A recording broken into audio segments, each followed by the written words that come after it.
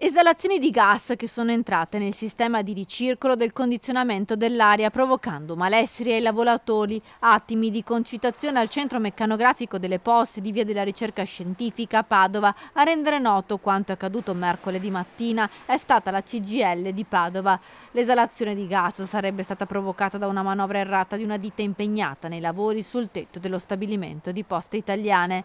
L'intervento immediato del direttore di produzione, che ha fatto allontanare dai reparti il personale areando i locali, ha scongiurato ulteriori conseguenze ai lavoratori.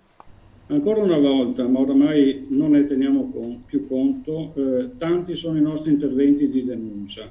Questa direzione si è dimostrata impreparata a gestire gli eventi prevedibili e imprevedibili che accadono in questo centro di smistamento. Per la CGIL però l'episodio accaduto mercoledì dimostra il mancato controllo sull'operato delle ditte esterne. Nell'ultimo periodo, continua il sindacato, ci sono state altre occasioni in cui la salute dei dipendenti è stata messa a rischio.